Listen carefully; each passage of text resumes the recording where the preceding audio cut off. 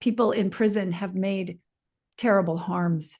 They can't change the past, but they can do what they can to repair. Say I'm sorry, even if they're not allowed to connect with their victims. That energy gets put into the world. But also, how can I make the world better now? That's what's incumbent upon them. And that's what I found. I'd say it's 99.9% of the men and women I've worked with. That's what they want to do. They want to make the world a better place now. Why would we tie their hands behind their backs, literally, to keep them from doing that? Were you too young to know you were a girl or a boy? Oh, I hated the skin that I was in.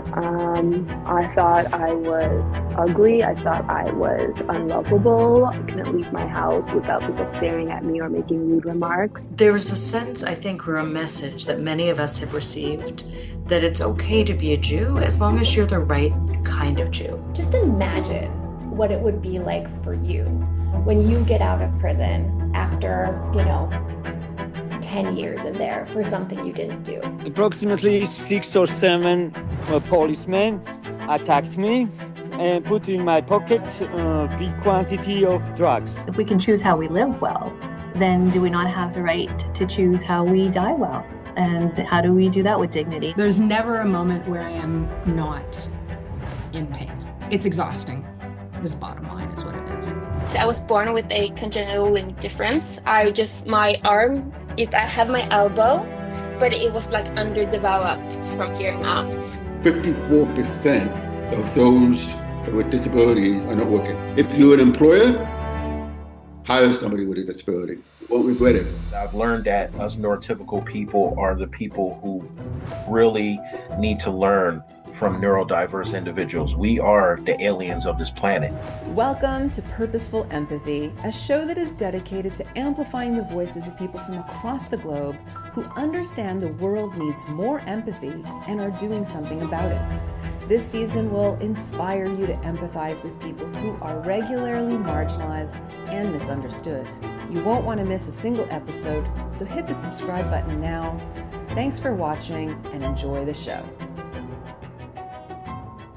Today on Purposeful Empathy, I'm joined by Fritzi Horstman, who's founder and executive director of the Compassion Prison Project, a bold initiative that reimagines justice inside prison walls. Since discovering the link between childhood trauma and incarceration, Fritzi has devoted her life to helping those behind bars heal and build emotional literacy. Her groundbreaking work includes the Trauma Talks curriculum, which has reached thousands of incarcerated individuals, and a film that went viral called Step Inside the Circle. In this conversation, we explore the impact of adverse childhood experiences on behavior and life outcomes, why unprocessed trauma fuels cycles of violence, the role of emotional regulation and self-awareness in breaking those cycles, and how trauma-informed programs reduce violence inside and outside prison walls. If you care about restorative practices and criminal justice reform, or you just want to be uplifted by someone's commitment to seeing the best in others, this show is for you. Welcome to the show, Fritzi. Thank you so much, Anita. So good to be here. Thanks for reading all of that. That's a lot. Well, you've been busy, it sounds like. I don't know. When do you sleep at night, right? I think you're sort of the prototype social entrepreneur where you wish that you had 25 hours in every day. No, let's go for 40. Let's go for 50. Let's. Well, thank you for making time to spend this hour with us. Okay, so I always like to start with the bio.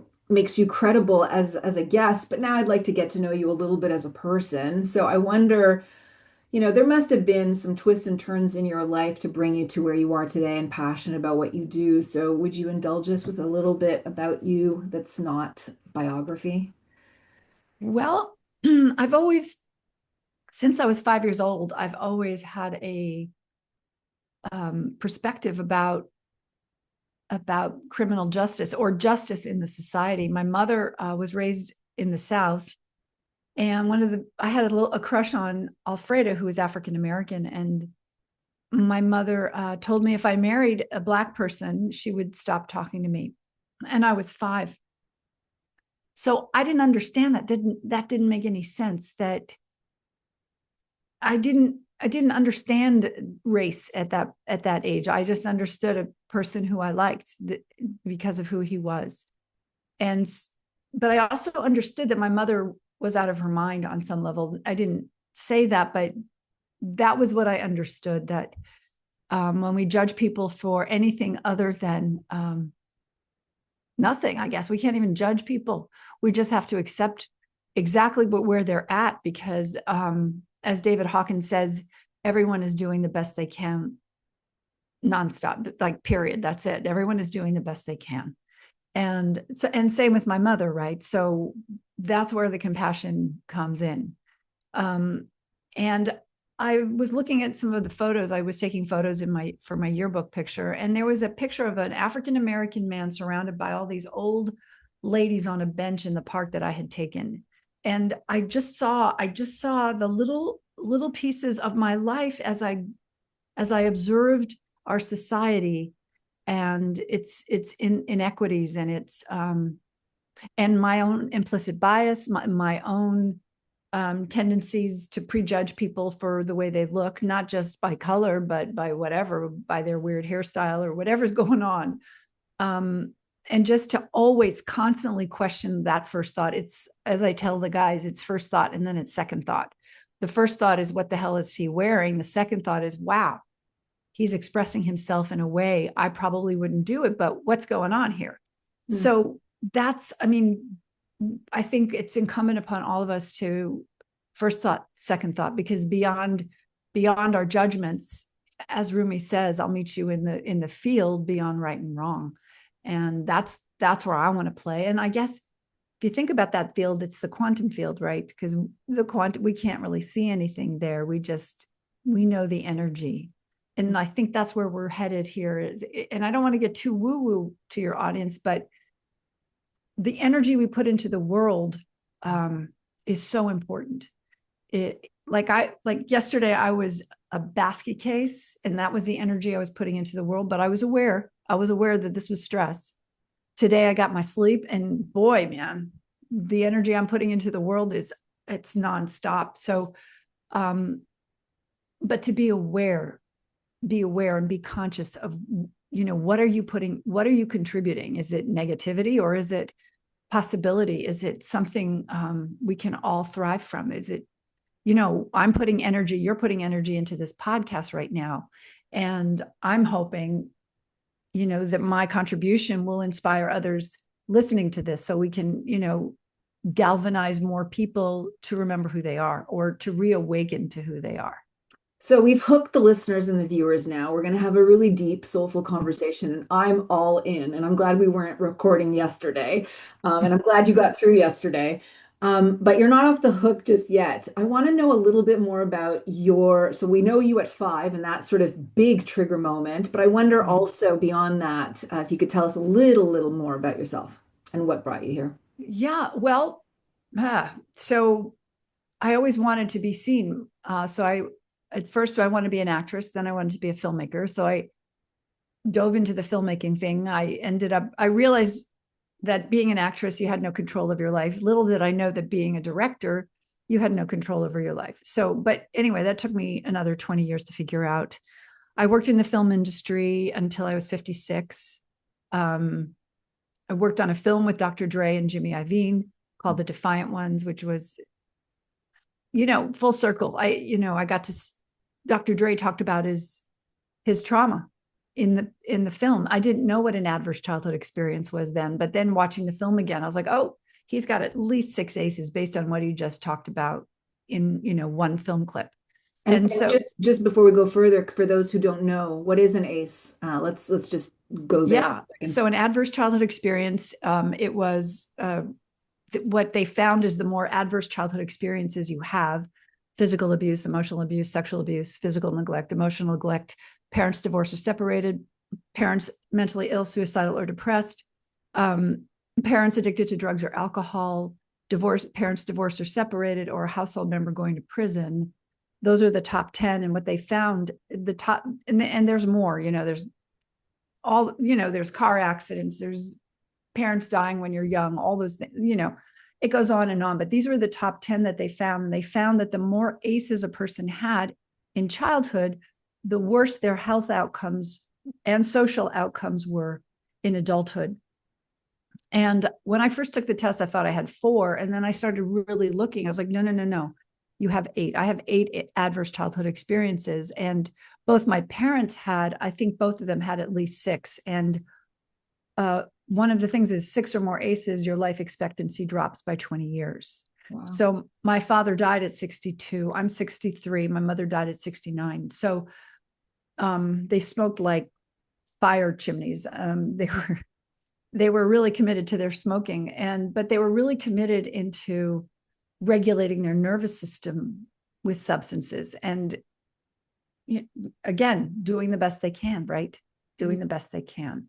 And I'm glad they had that to help them, because they didn't have what I have, which is awareness. And they had some awareness, but they couldn't get off the train.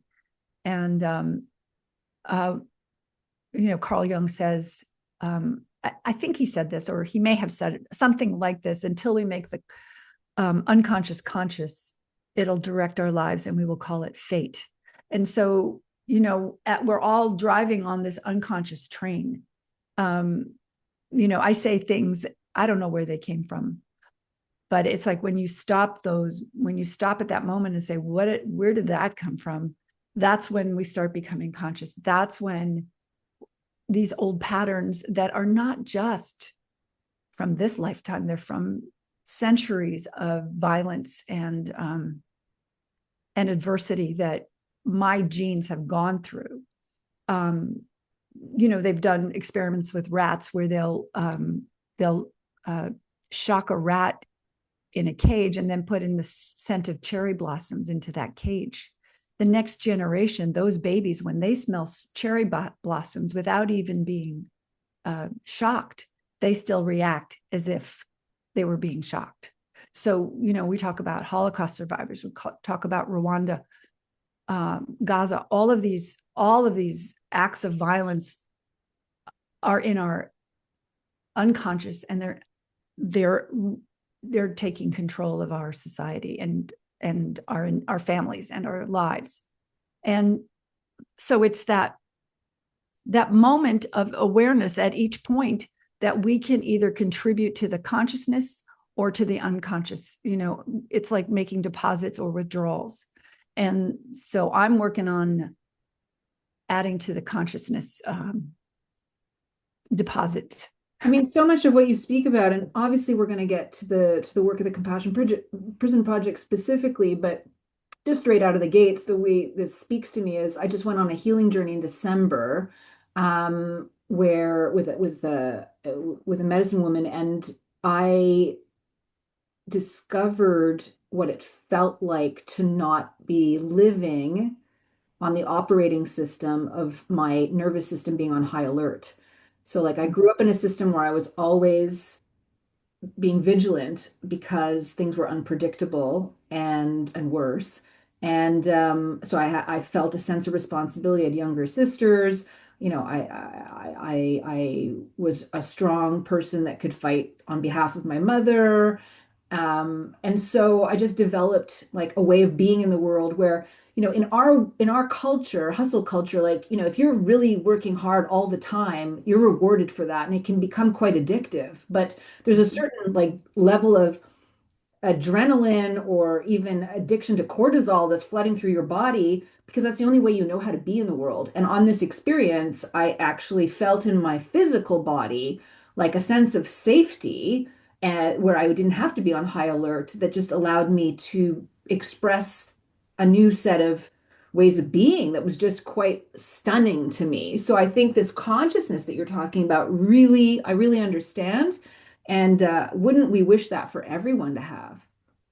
Well, yeah. And this adrenaline and cortisol you're running on old patterns. I started the Course in Miracles again. It's my 4th time. Well, 3.5. Anyway, I stopped in the middle of 1 year, but they say everything that you see is not what you're seeing. It's from the past. So it's just like, but what you're saying is this experience challenged the old ways of being.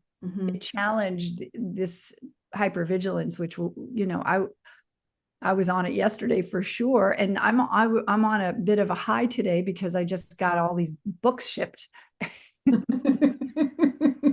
Let's ride that wave. But but taking care of yourself is not something we really endorse in this society. And, you know, saying I need a break is like, well, you're weak, right? You're not manning up here. And that, I think, also speaks to this divide between like our brain that is really driving the bus most of the time. Like I'm very, very brain focused and very not attached or cognizant of how my body's feeling, like somatically. And so this experience took me out of my head and let me actually physically experience what it's like to not be on high alert. And it was like, oh, wow. So this is all great backdrop for what the work that you're doing. So let's get into that. I think that many people have strong opinions about incarceration, but very little proximity to it. I wonder from your perspective, what the biggest gap or myths from society, what they are vis-a-vis incarcerated people.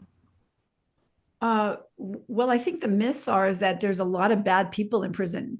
And I think there's a difference between our actions and who we are.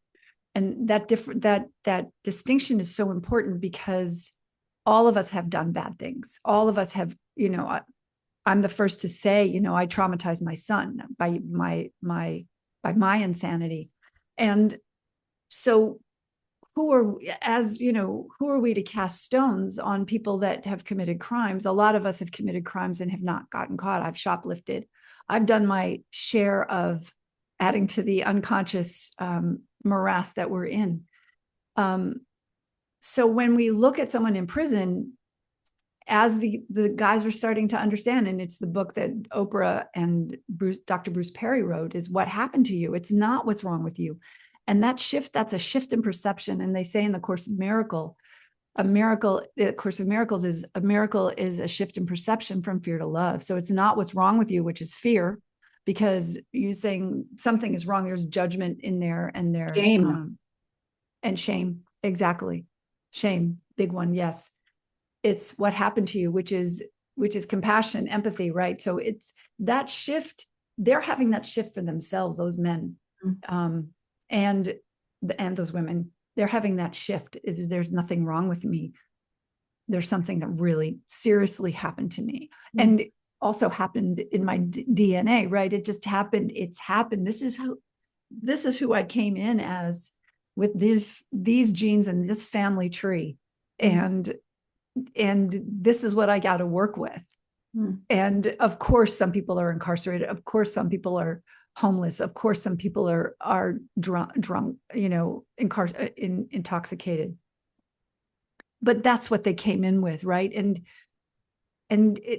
People say that's a choice to commit a crime, but was it a choice for me to yell at my son when he was trying to use my phone again? Was that a choice? No, that was my body not being able to deal with the chaos of that son, wanting to help him, wanting to control him, wanting him to stop. And I lost it. So to me, I committed a crime. Now, repair is the key here. So we make a repair, which most traumatized people in this world have not had a repair done for them. My mother never said, I'm sorry, Fritzi. Sorry I hit you. Sorry I yelled at you. Sorry, dehumanized you for most of your childhood. But I've been able to do that with my son, because repair is the most important thing we can do. And it's in the moment. If you hurt somebody, it's going into the recent past, but it's also going into, centuries, the harm that has been committed for centuries. I'm not talking about reparations. I'm talking about repair. And that's a big difference. Repair is saying that wasn't okay. And we're sorry.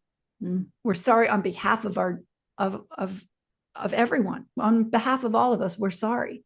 And you can't really make reparations. I don't even want to get into that conversation because we're in this present moment. We need to stay here. We need to stay in this place instead of reparations brings up the past and keeps us in the past. So I'm just saying we repair and we move on and we help people move on though. That's what's important is people in prison have made terrible harms. They can't change the past, but they can do what they can to repair. Say I'm sorry, even if they're not allowed to connect with their victims. That energy gets put into the world. But also, how can I make the world better now? That's what's incumbent upon them. And that's what I found. I'd say it's 99.9% of the men and women I've worked with. That's what they want to do. They want to make the world a better place now. Wow. So why would we tie their hands behind their backs, literally, to keep them from doing that? And yeah, so go ahead. You've got something. Well, I want to make it really explicit, like what the Compassion Project is about, like what its mission is and the programs. And maybe you could give a little bit of backstory to how it came to be, because I then we can really continue this conversation. It's so yeah, delicious. I'm really having a girl crush on you right now. So what happened is in 2018, I read The Body Keeps the Score by Bessel van der Kolk. And I realized that my behavior and the shame that I had carried with me for most of my life was not who I was. My behavior and who I was were two different things. Behavior can change, who I am cannot. And who I am is a glorious divine human here to learn these lessons. That's what I'm here for. If this applies to me, this applies to everybody I meet in the world. So a month later, I read that book, and a month later, I walked into a prison. And I was like, oh, well, these don't, nobody here knows they're traumatized. Nobody's read Body Keeps the Score. Like I went on a binge buying Body Keeps the Score for everybody, but Body Keeps the Score can be a little hard to digest sometimes. So I did a pilot. I said, okay, I'm going to go. I asked one of the administrators, he said, yeah, come do a pilot. So I did. I started one 4 months later, didn't know what I was doing, but spent a year in there with 35 guys. 30 at a time, but 35 guys. And they taught me what's happening here, what I need to know. We'd see problems with the administration. We'd see problems, people getting taken out of class because they were misbehaving, people showing up drunk, all kinds of things that, it's like, oh, and then you'd see their how they would feel about somebody being drunk. I just got it's a different culture. Prison is a different culture. And I still, to this day, I don't know what they go through. I don't know what their day is like. They don't know what it's like to be locked up at 4 o'clock at count and not be, and then, or if there's a lockdown, being in their cells for 2 or 3 months sometimes. So I have no idea what it is, but I do have a sense of what's needed, which is love, basically. Love, compassion, and empathy, of course. And, compassion and empathy, I think, are sisters or brothers or family members.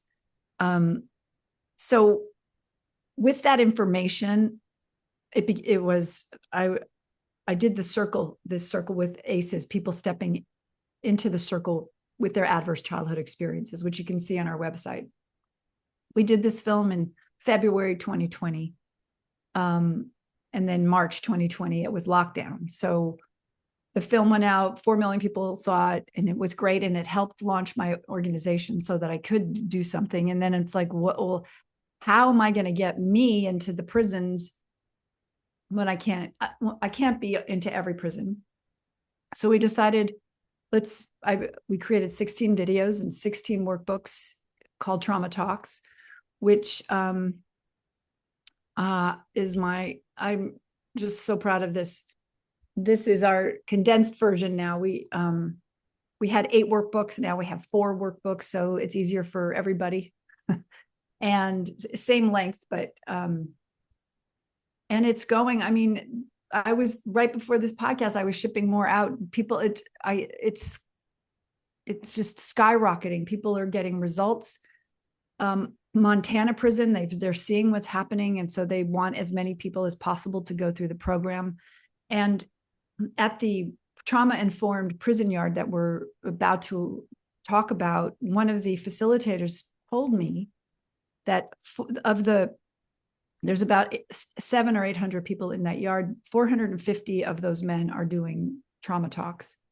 And he said of the 450 men, 100% have not used violence since being in this course. So that's a game changer, if you ask me. And what's also happening is the officers are interested now in learning about this as well. And so hopefully in the next month, I'll be going to visit that prison yard and work with the staff and the officers. And that's what I've always known. Like I have had a few downloads from wherever that the only way prisons are going to change is if the men and women that live there do it first. We can't, it's not a top-down thing. It has to be a bottom-up thing. But it's not just from the head, it's also somatically, they need to show up as different people, just not different behavior. They need to show up with different behavior, which is what I'm doing in my life. And it's weird. As I heal, they're healing. And I don't know if it's because of me. I don't know. I don't know how it all is working. But I know the more I heal, the more people seem to be healing. And the process has not ended since I started reading that book. It's my understanding of myself, my world, my energy, my behavior, my reactivity. Mm-hmm. It's all material now that I constantly I look at and as non-judgmentally as I can. And that, that's the thing. It's, I knew we were going to talk about this. That's the most important thing we can do for ourselves and for everybody else is being compassionate to ourselves. It's just, once we get to that place, everything falls into once we get that in place, everything falls into place, because now we're not going to be pissed off at the world. We realize that we're okay. Like fundamentally we're okay. And that's true. Like whoever's listening to this and thinks they're not okay, that's the lie you believed since the go. And you are okay. There's you can tweak it. Yeah, tweak it. Stop smoking, stop eating that thing, stop drinking soda, whatever you're doing, tweak that. But fundamentally, man, you're awesome. And that's where we start. That's where we can start the new world where we all know we're building a new world. But so I've got this little niggly voice in my head for any sort of people who are listening to what you're saying. Mm-hmm. And maybe a critical question or sort of like a devil's advocate question is, okay, we have some aces. We are fundamentally amazing, but our behavior is not. Yes. And we have to repair, once we recognize that our behavior is as a result of some stuff. But I would also wonder what you'd say to, the more you develop consciousness around this, the less likely your behavior is going to go into these habits, right? We're not letting people off the hook as in like, you can do whatever and then just repair afterwards, right? That's not the goal. Nobody wants to repair. No, why create harm when you can stop it while you're in it? Or, like yesterday, my son looked at me and he's like, it's like, he looked at me like, you're insane right now. And I'm like, I know, I'm really stressed. Someone just hacked my bank account. Anyway, and then the workbooks arrived at the same time as us. Anyway, so it was just one of those, I was like, I'm really stressed. I know it, but he could relax the minute I knew. Mm-hmm. Once he saw that I'm aware that I'm off the chain right now, he was okay. He was like, okay. So he relaxed. It wasn't like he knew I probably wouldn't lash out at him, but I was in it. And, I'm in the middle of reading Brené Brown's latest book. I'm Standing Ground or something about ground. And she attributes the lineage of coaching and psychologists that went into this, but she calls it sort of below the line and above the line. You know this? Yeah. Oh, do you want to explain it?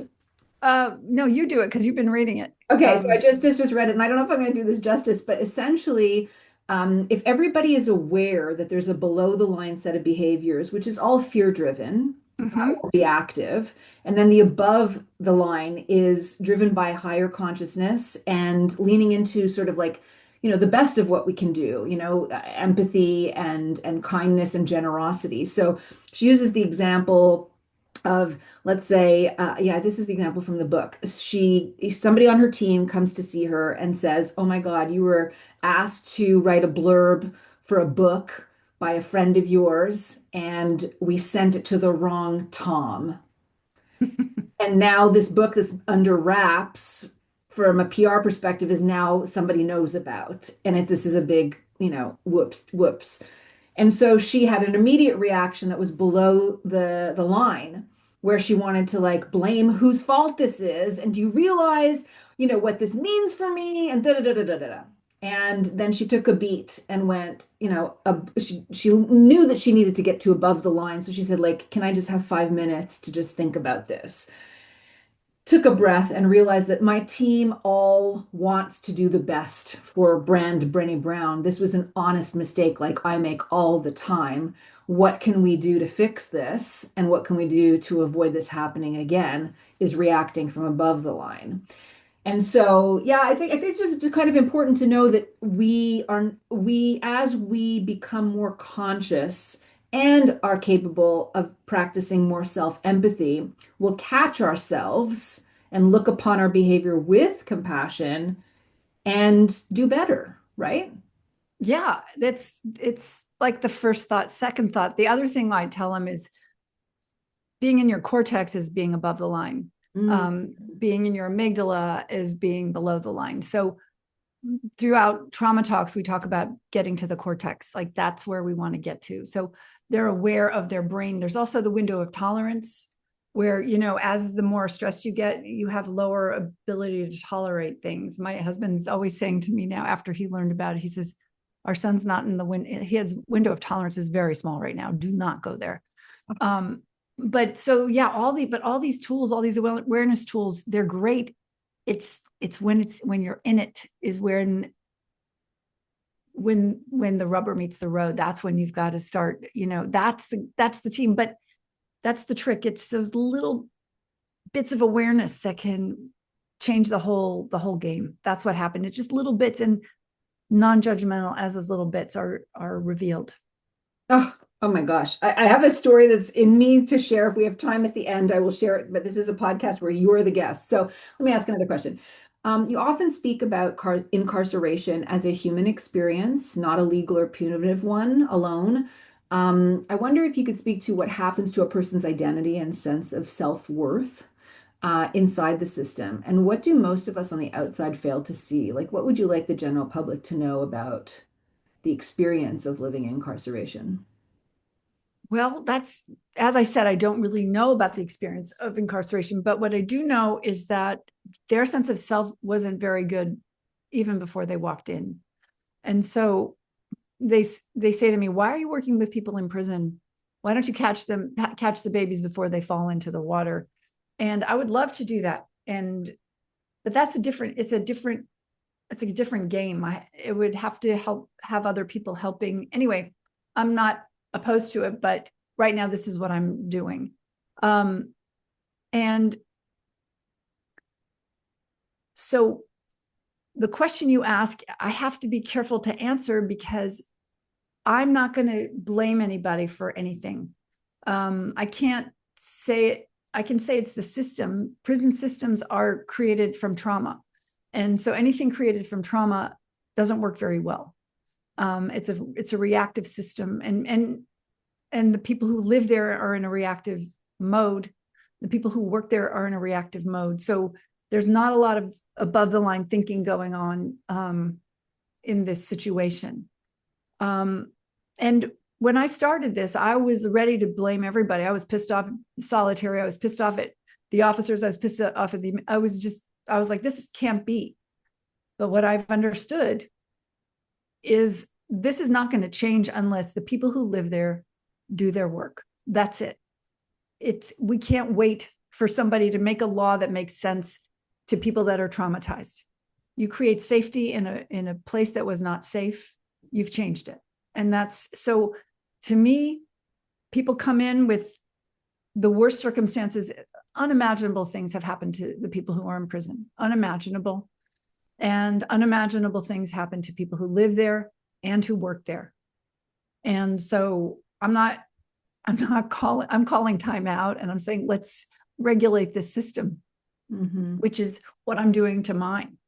I'm calling time out for me. So I guess I'm not really answering your question because I can't, and I won't, because it would betray the work I'm doing. So because the work I'm doing is not finding any blame, because nothing changes. It puts people in a state of fight or flight. When we're blaming people, they don't listen. Yeah. And when you talked about regulating the system, you don't mean regulations. You mean regulate from a nervous system perspective, right? A systems perspective. I love that frame. Your work, as I understand it, is grounded in a powerful truth that 95% of incarcerated people eventually return home. So addressing this unprocessed trauma is essential to breaking the cycles of harm and violence that would get perpetuated back at home and in their communities. So what could you say more about that? Well, when people like each other, when people like themselves and each other, they don't want to hurt other people. That's it. I mean, that's the algorithm. If you feel good about yourself, you want to give back to the world. If you feel bad about yourself, you want to blame somebody and take prisoners.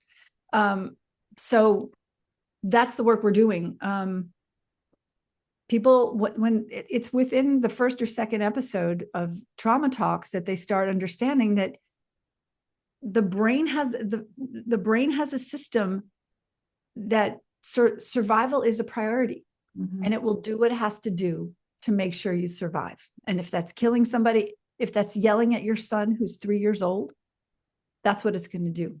And it makes no sense. And we are angry at people who do this, but we're also angry at ourselves for having done it as well in some form or another. And it's easier to project our anger onto other people than it is to do the work. And so, but this is the thing, but people listening to this podcast are probably doing the work.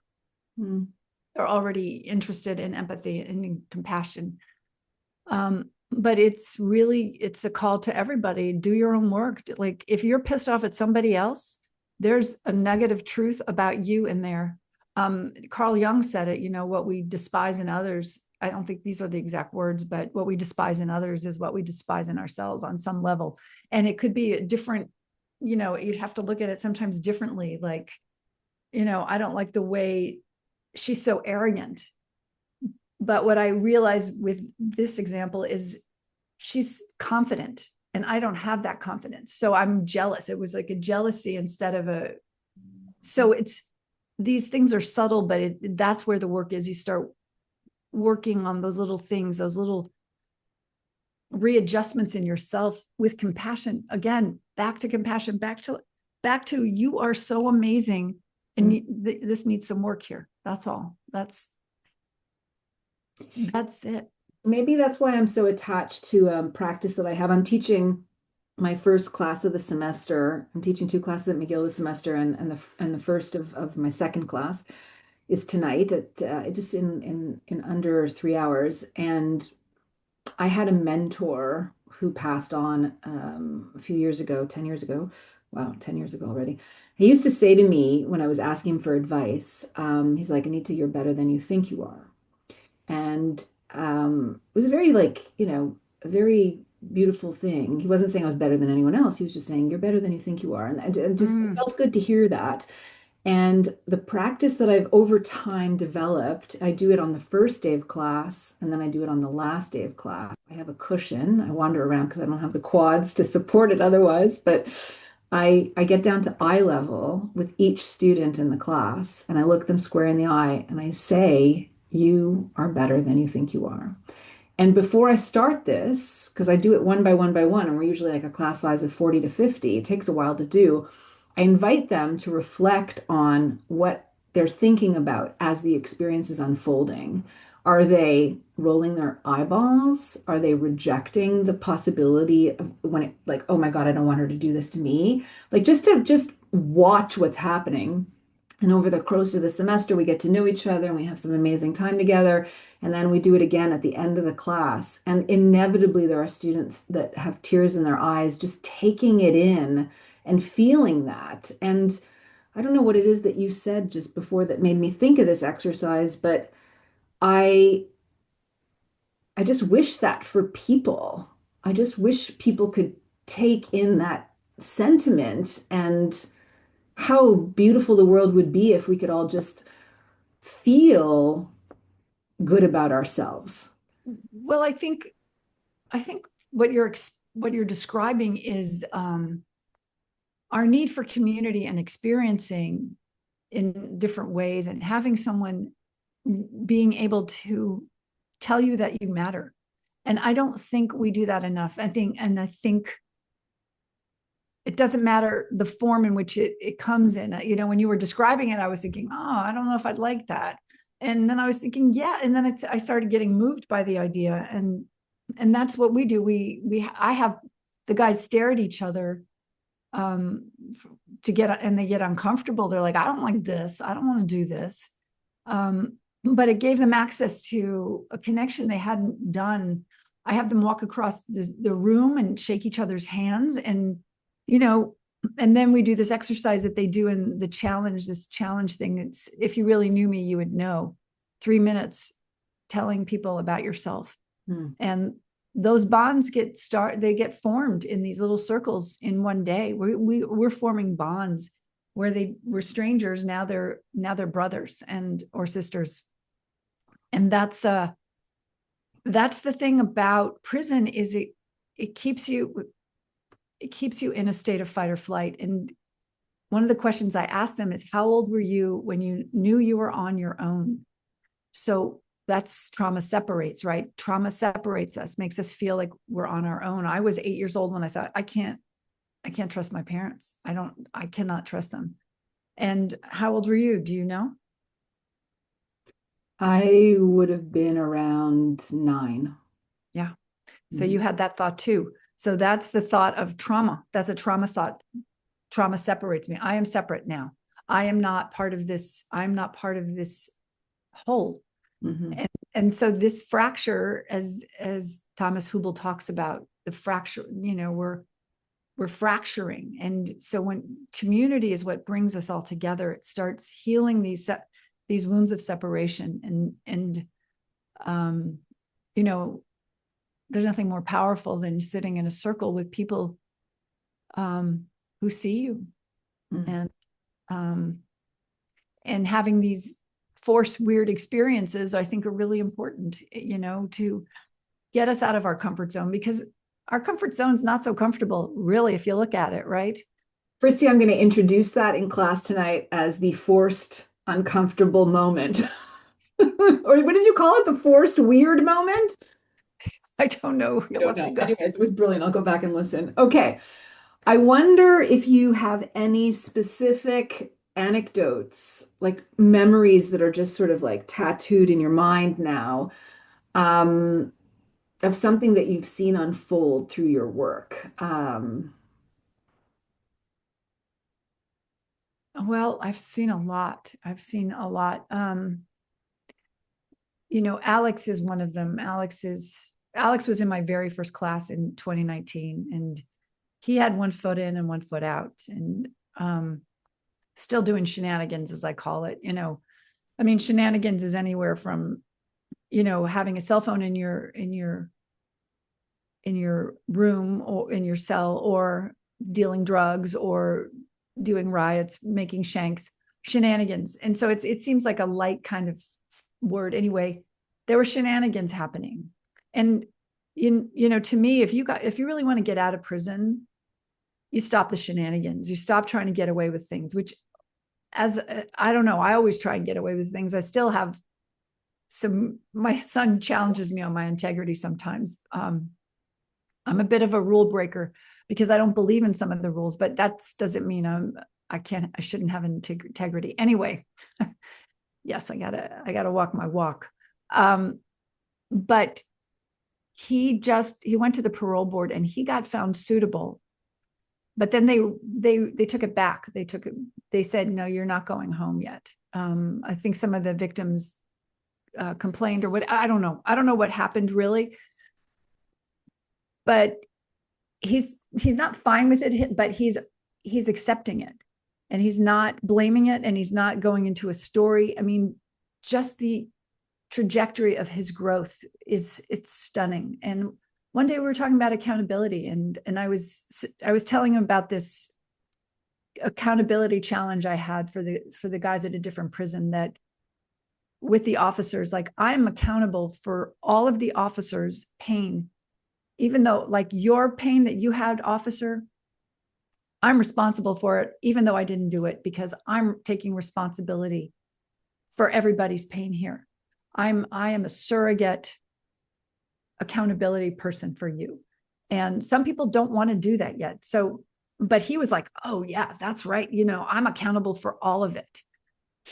Alex really understood it. And I hadn't given him this information. He had done this work. I was doing my own work on accountability and he's doing his. And we came to meet, and it was just like this incredible conversation of what could happen if we all took responsibility for our place in the world. And that's really, I have it here. It says accountability will heal the world. That's what it says. Because then we know that everything that we're doing is because we're doing it. I'm in charge of this, but I'm also in charge of the well-being of the people that I'm working with, and the well-being of that person I smile at, and that homeless person. What can I do? I mean, you don't want to go insane. I get it, but how can I help? How can I help? So, and that really circles back to that question where I was asking, like, well, what if people are thinking about, all the wounds I've had and the snowflake that we, blah, blah, I'm a victim and all of this. But you're saying that the end goal is accountability, and the precursor is to be conscious of our backstories and sort of intergenerational wounds potentially too. And some self-compassion is needed. And all of that is the work towards accountability. Yes. And to notice when you want to blame. Right. David Hawkins, my favorite quote of the year is, blame is the world's greatest excuse. It enables us to be limited and small without feeling guilty. But the cost is our freedom. And so if you think about it, you blame somebody. So you feel good. You're like, yeah, look what he did. But you've lost control of your life. You have given your freedom to that other person, because now you're saying, what you're saying by blaming him is, I have no responsibility in this game. It's his fault. And I'm going to wait for him to make it better for me. I'm going to wait for the repair to happen. Phil Stutz calls it the maze. And he says, you're waiting to get paid. You're never going to get paid. And in the meanwhile, you're letting your life just seep out while you're being a victim. I can just sense how important the work is that you do in those prisons, and those books that are going out right now that you talked about. Like, I'm just get them there fast, right?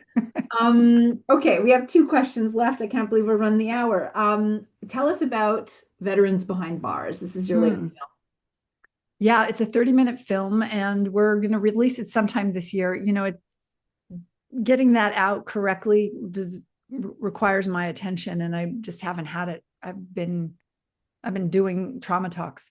But Veterans Behind Bars is about men who've experienced what I call the trifecta of trauma: childhood trauma, military trauma, and now prison trauma. So the amount of trauma that the men in prison, the military men in prison have, the veterans, it's unconscionable. And what we're doing in our society is we're allowing these men to fall into the cracks, because when you're traumatized, you're much more volatile, you're much more dangerous, you need people and people in prison, everybody that has had this much violence in their lives needs a way to feel safe and a way to regulate their systems. And we're not doing enough. We're not doing enough. But when you've lived with that much violence in your life, there has to be a container for you to be able to feel safe in the world and metabolize and disperse all that trauma that you've absorbed for our country. Mm-hmm. We put you in the most violent circumstances we have ever imagined. And then we say, go home, just go home. You're fine.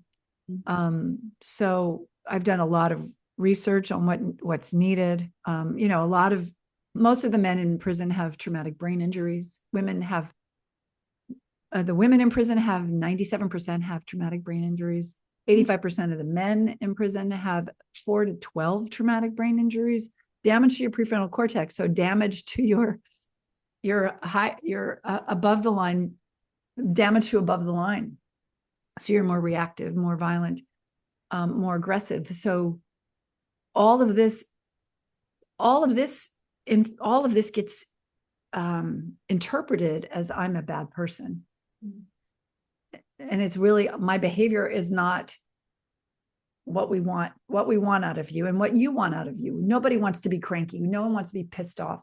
But, you look at most of the people that work in prison, they're all cranky. They're all cranky, pissed off, and suspicious.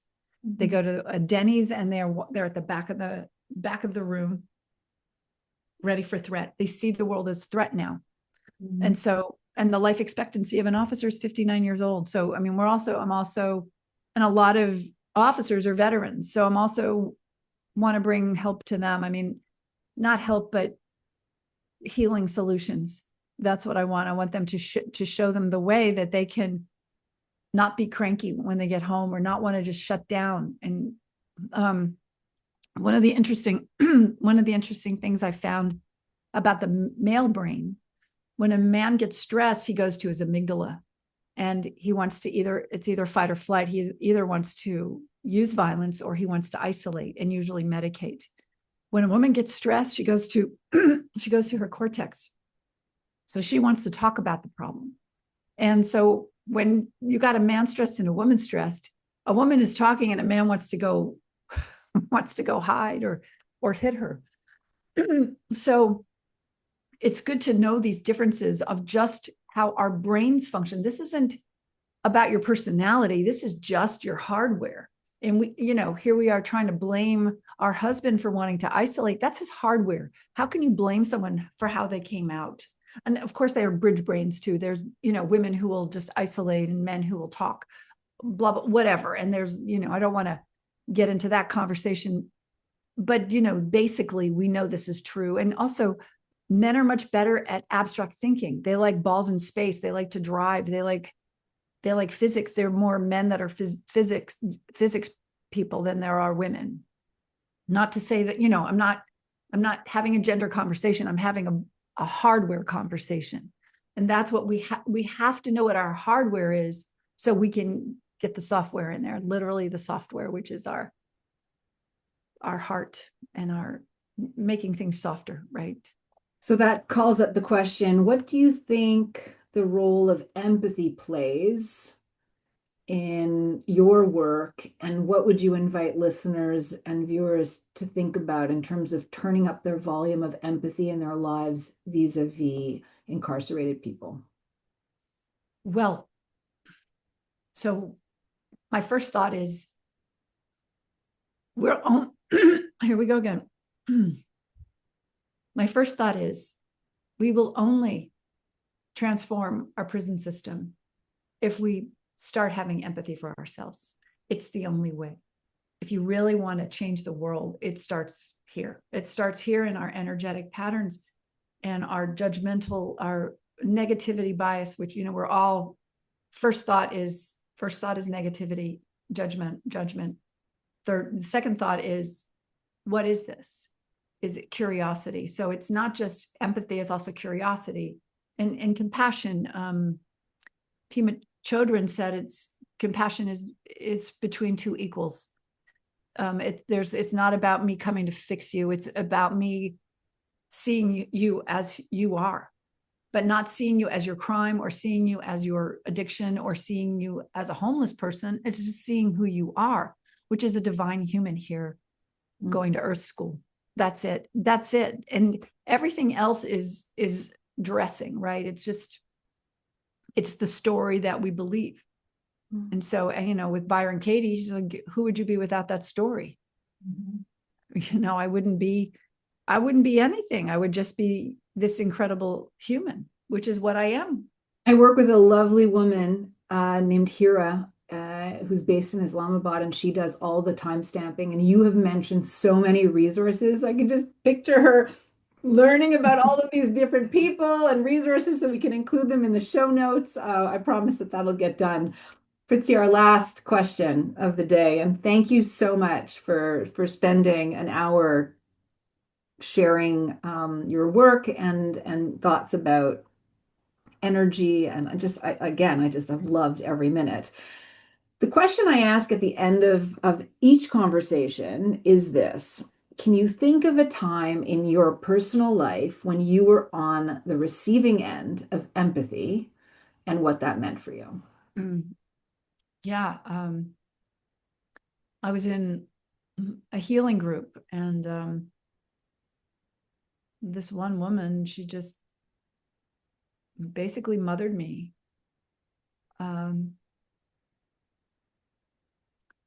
Like I'd never been mothered. And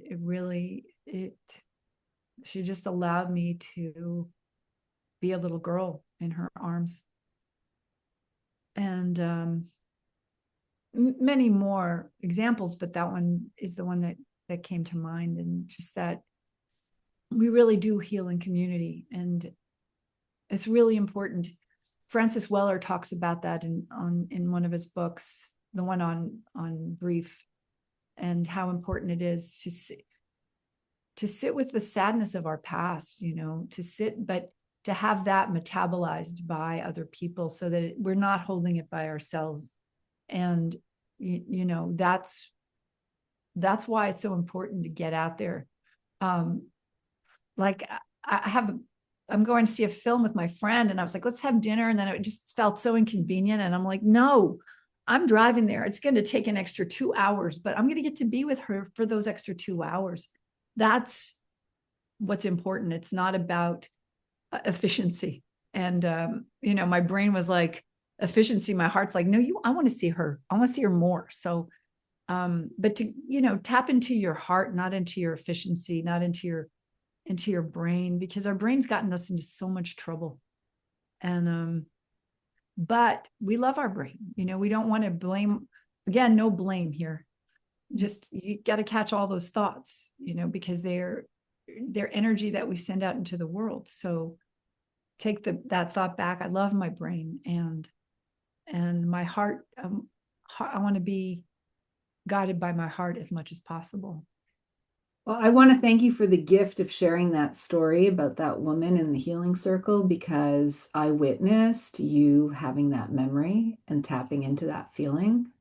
And I could feel how special that was for you. And I'm so happy that you had her. Yeah. So I love this question only because, well, not only because, but I never know what I'm going to get as an answer, but I'm always inevitably moved to tears. And it's just a reminder to everyone who's been watching or listening all the way to the end, that we have the opportunity to turn up the volume of empathy in our lives. And when we do, everyone benefits. Thank you, Fritzi, for everything.